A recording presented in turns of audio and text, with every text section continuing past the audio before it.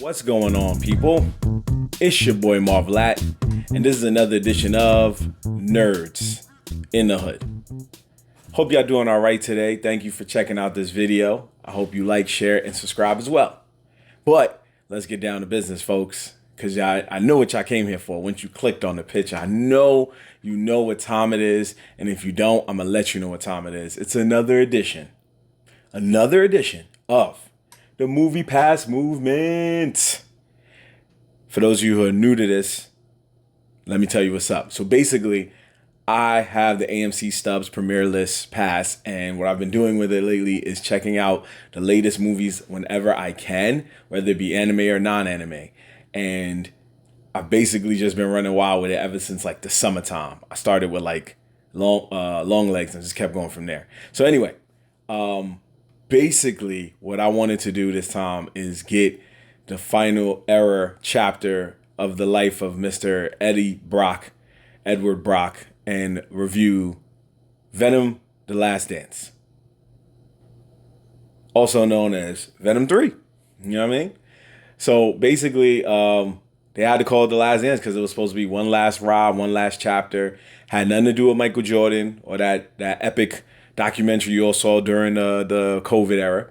But this was one final attempt in the wonderful, and I'm saying wonderful very jokingly, so please don't get it twisted. But this is just another chapter closed in the world of Sony Marvel films. Also in the world of Sony Spider-Man films, because let's be honest, most Sony films that are from Marvel are in this universe of Spider-Man. Now, this one, Venom is the only one to get more than one film, because we've seen all the other villains not get film, like more than one film, because they did so horribly, whether it was Madam Web or Morbius.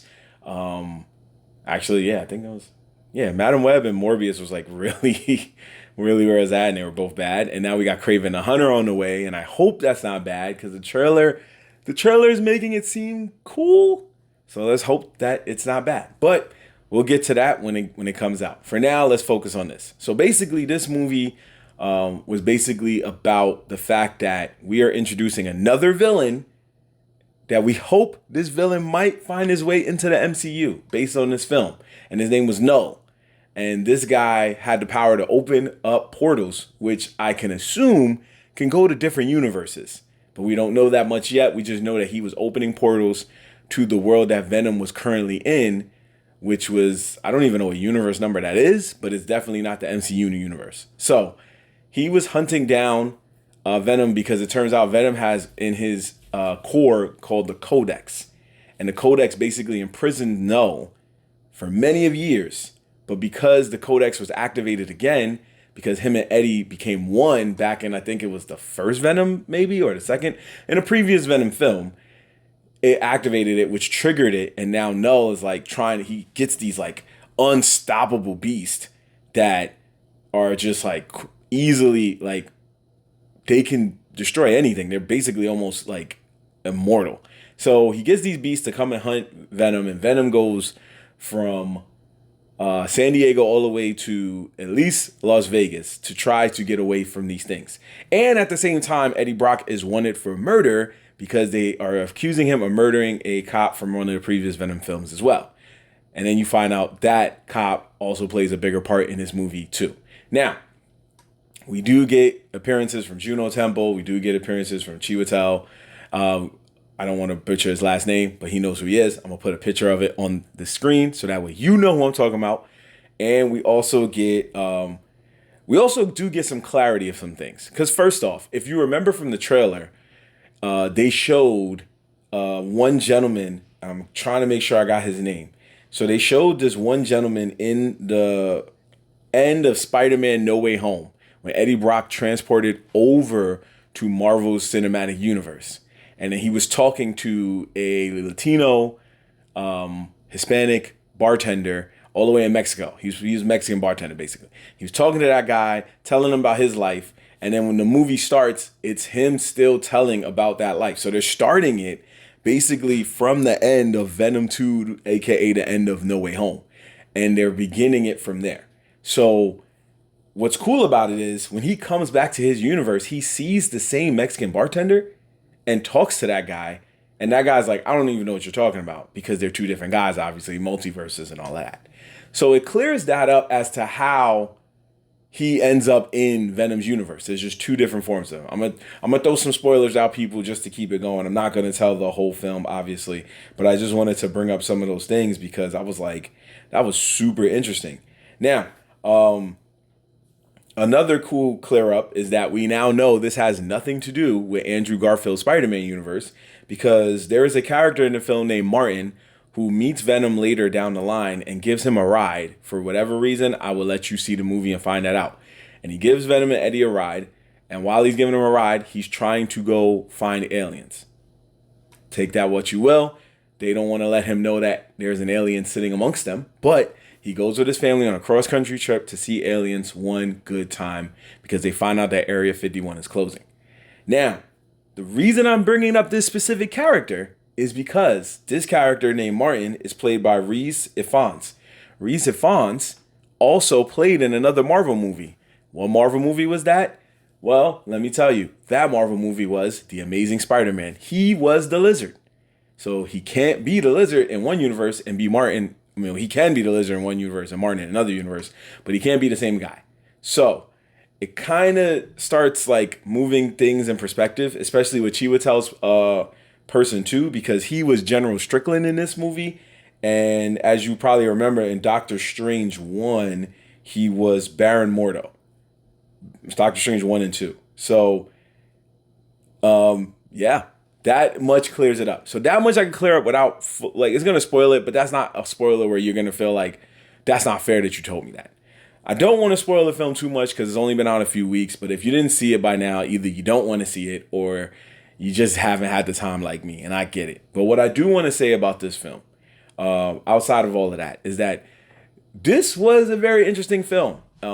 They did try to pull out as much of the final stops as they could, and they do give a small tease that maybe this isn't really the last we see of Venom, but we don't know in what world we're going to see Venom again, whether it's in another Sony Marvel movie or a Disney Fox Marvel movie. Who knows? We don't know yet. But what we do know is I don't think this is the last we see of Venom, especially when you watch it up until the end of the movie. There are 2 credit scenes, a mid and a post, so that's not spoiling it neither. However, I just feel like a lot of people were dragging this film, and if you're going to go see these Sony Spider-Man Marvel films now, and it's not, an Andrew Garfield Spider-Man movie or a Tom Holland or even a Tobey Spider-Man movie, and it's not an animated Miles Morales movie, you already should know by now that these films ain't going to be fire. They're going to be lackluster. They're not going to be dope. You got to know this already. We got to see several forms of Venom as different animals. Like, we didn't need that, but we got it. It is what it is. We know this. We just know these things. So when you go to see these movies, don't go in there with this expectation that, oh, this is going to be just as good as the Tom Holland Spider-Man movies. Because they're not. They are not. This movie was a hype. I'm just going to skip ahead. Outside of my 3 ranking systems, I always say it's either valid, which is good. I always say it's either this ain't it, it's all right, which is it's all right, or I say nah, this ain't it, right? This movie was all right. It was okay. I'm not going to sit here and say it was trash, but that's also because you got to take it with the sense that if you're going to see this movie, you have some type of entertainment value that you want in this movie, and you got it when you saw it. I didn't just watch it because I wanted to review it for my show. I watched it because I actually was cool with the first 2 movies. I didn't think they were great, but I thought they was cool. They was better than Madam Web. They was better than Morbius. So I was all right with it. But the thing is just like this one kind of closed some doors that we needed. There were obviously parts that I didn't need to happen in the film. Like, for example, okay, he had to go. They gave him a reason why he went out to Nevada, and it had to tie up with how, General Strickland, who's one of the bad guys, basically is going to meet up with him. So they explained some of those things. They had Juno Temple, aka Keely from Ted Lasso. They had her as Dr. Teddy Payne. And they also had Clark Backo, who played Sadie, aka Wayne's girlfriend from Letterkenny. You know, if you know, you know, Rosie. So they had both of those in there as doctors, and they play real pivotal roles down the line too. But they were doctors who were trying to find out more about these symbiotes because it turns out Venom wasn't the only one. They were just different ones. So they kind of almost pulled a Shazam, if you know what that means. If you know, you know. And that's what made it cool. They gave us kind of a swan song, basically, for Venom. But, again, there were parts I didn't need. He got to Vegas and he was gambling. I guess they had to fill time. So there was, like, parts where he was gambling, parts where he's, like, flying on a plane because now he's wanted, so he can't really just go on a plane. Like, some of those are okay. That part was understandable. But the part where he went to Vegas, the part where he's with the family that's, like, trying to find aliens, we ain't need that part. We could have just had a part where, like, okay, I get why he went to Vegas, but they could have found another way for him to go to Vegas. They could have, but they didn't. And that's the moments where you go, this movie kind of sucks. That's the moments where you go, I didn't need that in this film. And that's when the writing starts to show that, like, do we really need that in this film? I don't think so. I think you just wanted to toy with the idea of what Venom can do. Venom can be funny, but we don't need him to be that funny. We don't. If he's supposed to be a really smart being, then we don't need him sitting there going, Eddie, I love chocolate. Why does the smartest being sound like Cookie Monster? Yes, don't get me wrong. We have Yoda. Yoda is a smart being. Yoda talks in a backwards language. But Yoda never says,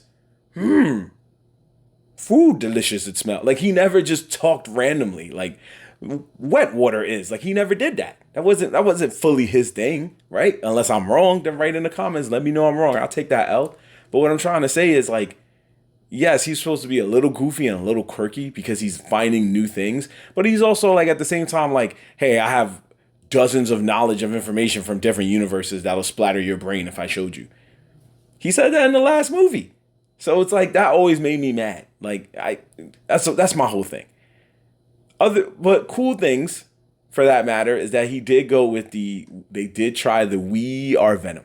I was hype about that because that's something that if you played Marvel vs. Capcom games or anything like that, you'll get a kick out of that. We Are Venom. Like, that to me is fire. So I did like the film, but I'm not going to sit here and say it was like a grand slam. I'm not even going to say it was a home run. It was like a base hit. It could have been better. It should have been better, especially for the third one. It just didn't really fully resonate, and it didn't make that base hit like a RBI single. It was just like, this is cool for what it is. This is cool for a Saturday afternoon watch. Maybe I could have waited for it to be streaming. That's the part where I thought when I was watching it. But would I have wasted my time on it? I'm not going to hold y'all. I didn't even see Madam Web because I had a feeling it was going to be trash, and I was right. Same thing with Morbius. I didn't see either of them. I could watch them one day, but now that I know it's fully trash, like, I'm not going to waste my time. This one, I was willing to waste my time. He managed to get 3 movies out. Like, you can't really be mad at something like that, you know? But there was a lot of things that did make it kind of seem kind of cool at the end. So if you go watch this movie, just know that those things are going to happen. I'm not going to fully spoil it for you, but I am going to say that it is worth a watch. It's worth a couple of hours. But if you're willing to wait for streaming, you won't go wrong with that neither. There was one other funny part where the Dr. Sadie, she turns to a random doctor because she realized that a lot of the doctors were working like nonstop to try and find out more about the symbiotes and Venom and all that stuff. And she turns to one doctor and she goes, have you seen your family lately? And the doctor's just kind of like, nah. I think she said like, nah. And then she's like, all right. And she just walks off. I would have been like, yo, hold on, fam. You're not just going to ask that question and bounce. Like, I need more clarity. I told you nah. So what you telling me? Why you asking me, my guy? In real life, somebody would have turned around and be like, so what you asked me for? Hold on. We ain't just going to breeze past that. Like, let me know that shit is about to go down. That's all I'm saying. That part made me laugh. I'm not going to hold y'all. And the other interesting, confusing thing was also Dr. Teddy Payne, which definitely made me laugh because think about it. If you know music, this is a doctor named Teddy Payne. Who else we know is named Teddy Payne? Who else we know says Teddy Payne in their music? T-Pain. There's a doctor in a movie named T-Pain. Dr. T-Pain is in Venom, and it's not, and they didn't cast T-Pain. This would have been a money grab, but it would have been a win-win situation.